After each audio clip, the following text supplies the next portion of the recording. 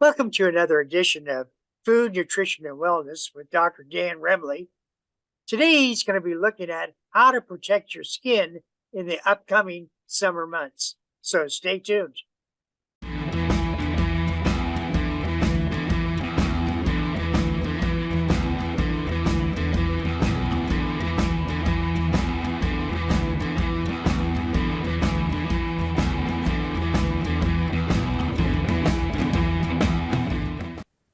Welcome to another episode of Food, Nutrition, and Wellness with Dr. Dan Remley.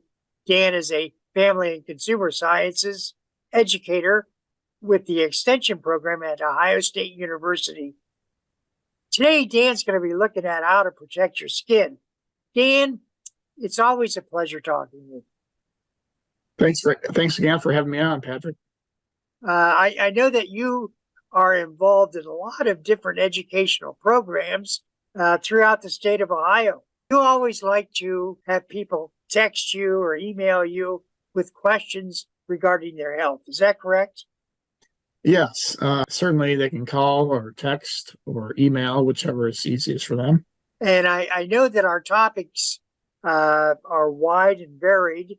Today we're going to be looking at what happens to our skin if we don't protect it during the summer months. Tell us a little bit about protecting your skin. Well, first of all, I've been on your show many times talking about how important vitamins are and minerals and things in food, but we do get vitamin D from sunlight. And so it is very important to get outside every now and then and get that vitamin D. Vitamin D is an antioxidant, so it can protect you from some diseases. It's linked with healthy immune systems and diabetes prevention. So, we certainly want to get some sun, but we don't need that much. And it's recommended that we get at least, 15 to 20 minutes a day of unblocked sun. But, not much more than that, because there's a lot of risk of skin cancer the more you are exposed to the sun, not to mention, aging your skin and getting wrinkles and that type of thing. You had mentioned that it's an antioxidant. What do you mean by that? An antioxidant basically is a compound that can help prevent oxidation. Oxidation is a sort of like a chemical process that can lead to in your body that happens naturally, but it can lead to mutations and cancer and cause problems for your cardiovascular system. And so, when we eat unhealthy foods, for example, with lots of saturated fat that are processed, we may expose them to harmful free radicals. If we smoke cigarettes, we're exposing our body to free radicals, and those antioxidants sort of mitigate that oxidation process to keep us healthy. When I was a young lad, oftentimes I would go to the lake where we used to swim, but I never used any protection screens. It just seems that as we get older, there's more and more concern about skin cancer. That's right. And as we get older, we're more susceptible to those diseases, skin diseases and that's just like with anything, the older we get, the more likely we're going to experience problems, whether it be our skin or our hearts or, with our eyes, what have you. I know that my grandchildren, their mother watches over them by putting sunscreen on them all the time. Whereas when I was young, we never used it. I think we're getting smarter. So the more exposure that we have, the greater our risk is over a lifetime for developing melanomas or other skin cancers. And it's sort of like we think of skin cancer as being benign, but it can kill us if we get it. If we have a skin cancer and we don't treat it or don't catch it early enough, depending on the type of skin cancer and where it is. Today, we're going to talk about some of the effects of what we call ultraviolet light on the skin and the eyes, and then how we can prevent some of the damage that the light can cause, especially by using sunscreen. We'll talk a little bit about different types of skin cancer, talk about some of the strategies to prevent skin cancer, and then we'll talk how to apply sunscreen and what types of sunscreen to buy in order to protect ourselves. So let's take a look at ultraviolet light. We have different types of ultraviolet light, and there's ultraviolet A and ultraviolet B. So they have different wavelengths and different properties, and they have different impacts on our skin depending on what they are. The ultraviolet A has a different wavelength than B, but it penetrates the skin more deeply, and so it's going to impact the underneath our skin more so than the B. The B hits the surface of our skin. So what happens if we overexpose to the UVA rays? The UVA rays, and if you remember from the previous slide, they penetrate the skin a little bit more deeply. And so they're associated with wrinkles and then aging, getting that leathery skin, some skin cancers. They can damage our eyes, so we can develop cataracts. Basically, they damage the DNA in our skin, and that's what causes cancer.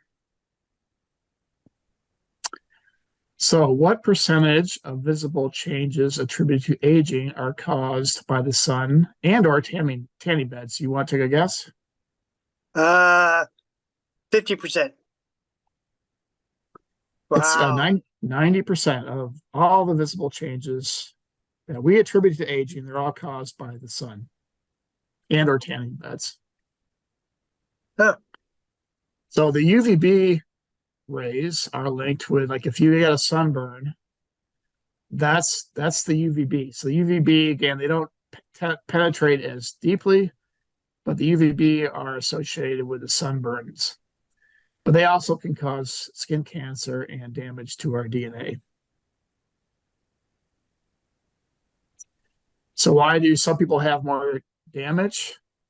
Well, some people spend more time out in the sun. They've actually demonstrated that certain occupations have higher rates of skin cancer than other occupations. So if you're a farmer, you're doing road construction, you're going to have a greater risk of developing skin cancer than, say, somebody who works in the coal mines or somebody who sits at a desk all day inside. Your skin type does impact, or it can have an effect on how much damage you might have. So obviously, if you have a fair complexion, you have a sort of a Northern European ancestry, then you're more prone to skin cancer. As we talked about earlier, age is a big factor, and then family history. And so if you have a family history of skin cancer, you're also more prone. You're also more at risk for skin cancer. And there are different UV ratings. So there are, this is called the UV index. And so it depends on, this is sort of these UV index is an index that rates the intensity of the sun, basically. So if the sun is really, really intense, let's say it's like middle of July or August, it's like midday, then you're looking at these the UV index be much higher than a cold winter day, for example. That lots of cloud cover, for example, and then sort of in between where, it's kind of like that late afternoon, early morning sun. You might see the UV index between 3 and 7, but so this is sort of an index, a rating system that gives you some understanding of how intense the sun might be. So if you're looking at those higher UV index ratings there, this is where you don't want to spend very much time outside. Wear lots of protective clothing, put on that sunscreen. If you're in the UV 3 to 7, you definitely want to at least take some precautions, to seek some shade. You also want to apply some sunscreen, a shirt, slap on a hat. And sometimes you can actually look at like a weather channel and they'll kind of give you this UV ranking. So this is our question here. At what UV index level do you need to use sun protection? Well, according to that chart, it was the beginning of 3. Yes, you got it. Good memory. Yeah. Yeah. So anything at 3 or above. And so, yeah, generally, if you're out in the sun, especially late spring or even early spring, we can get pretty. And in fact, a lot of people get pretty severe burns in April. Yeah, you definitely between the hours of 10 and 3, especially, do wear that sunscreen, wear protective clothing. Now, if it's very cloudy, I'm assuming that there is no problem with UV rays. You can still get a sun if you're outside all day, and there are clouds. Sure, you can still get a sunburn, or even partly cloudy, especially. A lot of people will think, well, it's partly cloudy. I don't have to worry about putting on any sunscreen. You still can develop get a sunburn. And two, when you get a sunburn, that's damage to your skin, and so it's never a good idea to get any type of tan. So this is the UV light index, and you can see that the darker the color is, this is the average UV index. And so you can, as you might imagine, you go down south, you're going to have more intense sun. And this also corresponds to high skin cancer rates. So people in the south have higher rates of skin cancer than, say, people that live up in Michigan. There are different places you can find the UV index rating. One is the EPA.gov sun safety. And you can get on here and sign up for email alerts, and they'll send you, they'll send you alerts when the UV index is really high. And there's actually UV index apps for your smartphone as well. So just like you get the weather, you can learn about what the UV index ranking is for the region which you live. So let's talk a little bit more about sunscreen. We've talked a lot about how sunscreen can protect our skin from the sun. Sunscreen is very important, and you want to apply quite a bit of it on at one time. So we're talking like a shot glass of sunscreen all at once. We'll talk a little bit more about sunscreen. 1 in 5 Americans will develop a form of skin cancer. And there's 3 types of skin cancer. There's basal cell carcinoma, there's squamous cell carcinoma, and then there's melanoma. And so the first 2 are the more common. And the melanoma is the least common, but it's also the most serious. And the melanomas are deeper within the skin too, and so they're more likely to spread, like say throughout the lymph nodes that you have, the lymphatic system. And so those are the ones that you really have to be careful about. They all can be very dangerous, but the melanomas are the more serious. The basal cell carcinomas, they're the most common that you'll see, and if you find them, they're very easy to cure. So they're often found on your face or your neck, or your face is the area of your body where you do get the most sun, your nose, for example. But this is what these basal melanomas often look like.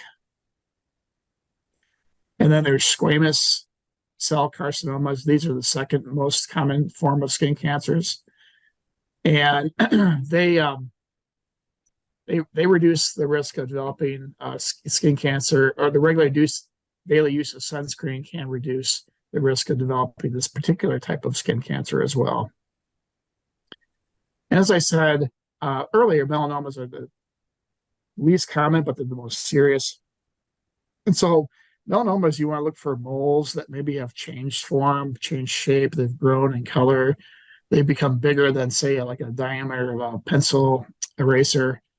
They're often have different colors, so they might have shades of dark and dark red, light red, and they can be found anywhere in the body too. And these are the A, B, C, D, E's of melanoma. I have a guy I play tennis with. He showed me his melanoma. It looks exactly like what you're looking at here.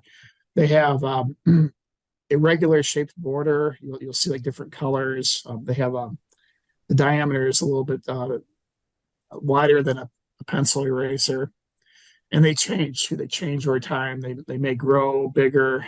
So you definitely, if you see a mole that's changing, you want to talk to your doctor about it. We talked a little bit about this earlier. Is there anything? Is there any such thing as a base tan? Does having a tan protect you from the sun? A lot of people before they go on spring break, they'll go to tanning bed to get tan so that they won't get a sunburn. Good idea or bad idea? It sounds logical. The answer is no. There's no such thing as a safe tan or a healthy tan. Any tan from the sun or tanning bed is damage. So we did talk a little bit about tanning beds, and they're 12 to 15 times more intense than the sun. They do damage the skin faster. And when just used one time, there's a 20% increase in melanoma, a 29% increase in basal cell carcinoma, and a 67% increase in the squamous cell carcinomas. So bottom line, do not use tanning beds. I find it ironic too. A lot of these health centers have tanning beds in them. It's kind of like defeats the purpose there. So sunscreen. Let's talk a little bit about sunscreen. What is the SPF, the sun protection factor, and how should that help you make decisions about which sunscreen to buy? The American Academy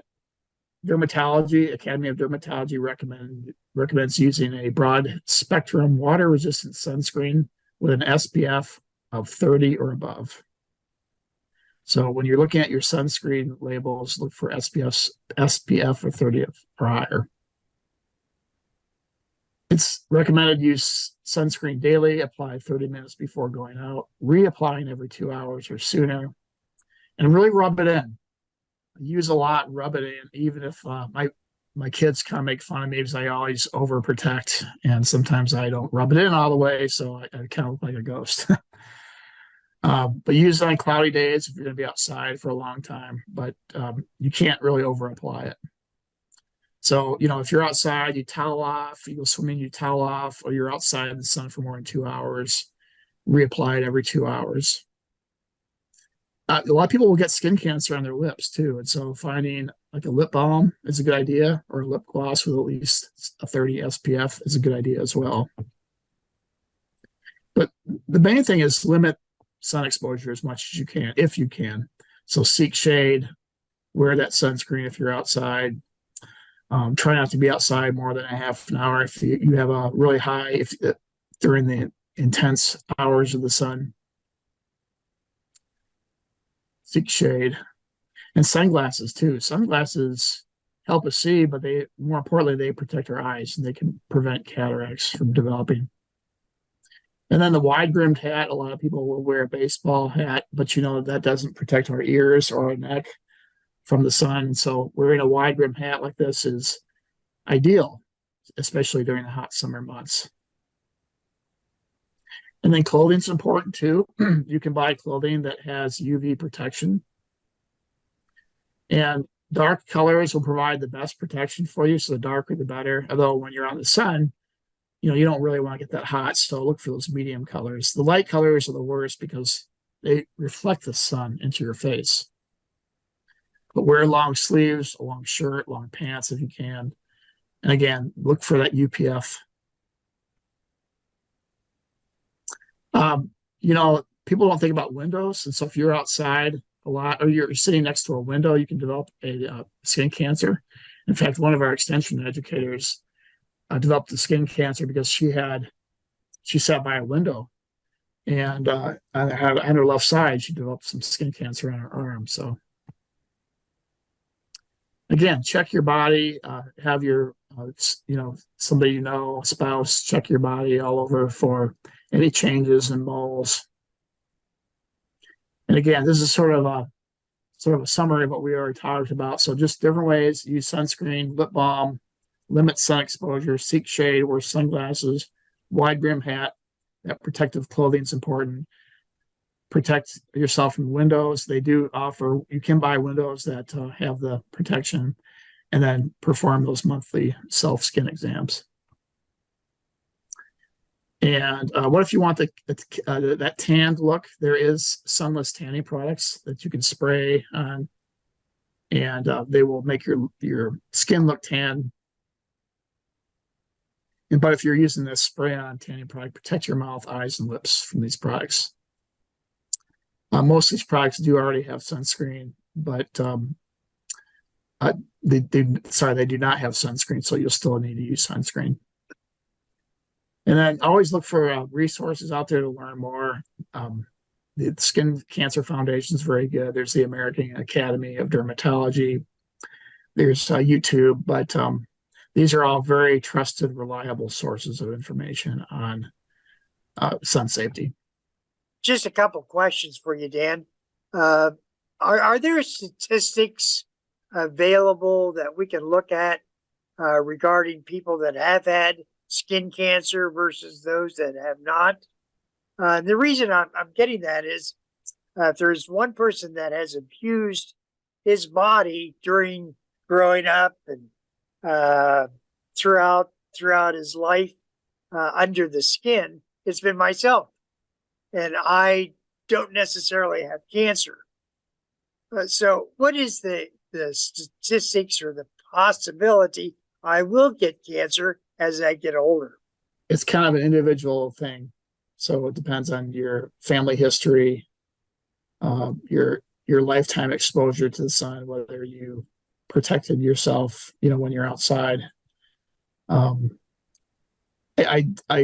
But I'm not an expert in terms of like your risk, your relative risk. But it's an individualized thing, and it depends on those different factors.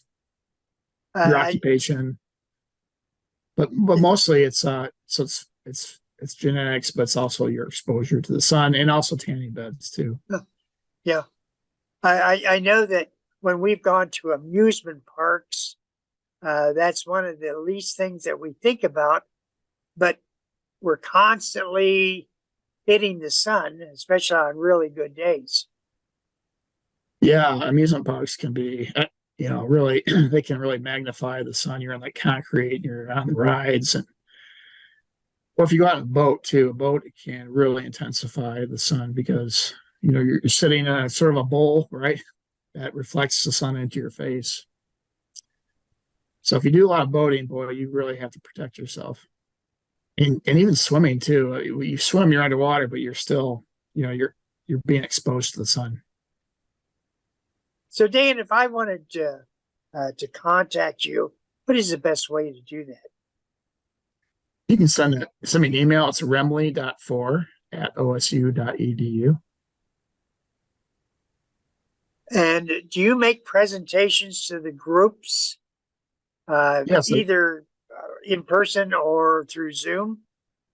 that's a possibility. I probably would refer, if we have a family and consumer sciences extension educator in the area, I probably would defer to them. But in some counties in Ohio, we don't have that resource, that person. So in those cases, I can provide that service. Well, that's been very, very useful information. Any final thoughts before we end it? No, just want to remind people that it's still early spring, but it's easy to forget to cover up because we kind of have that winter mindset. And so there might be a day that we go out thinking, okay, it's 60 degrees. I'm not used to wearing sunscreen. I won't wear it now. But that's when we can really get burnt. So be careful. We're talking with Dr. Dan Remley. He's a field specialist with the Food, Nutrition, and Wellness program at the Ohio State University Extension program. Thank you for viewing.